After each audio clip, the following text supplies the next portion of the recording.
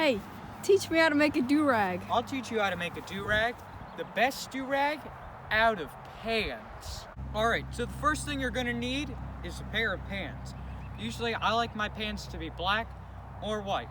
So I chose to get black and white pants. So the next thing you're gonna wanna do is you're gonna wanna put the pants on top of your head. Now you might be thinking this is silly, but at the end you'll realize it's not silly because you'll be looking real fine. Yeah, you heard it from me. Alright, so first what you're gonna wanna do is you're gonna wanna wrap one leg around your entire face, just as such, alright? Then the next step is you're gonna wanna wrap this leg around this one.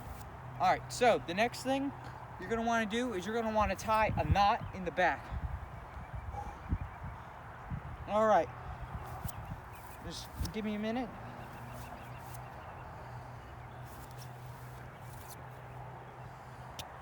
Give me a minute.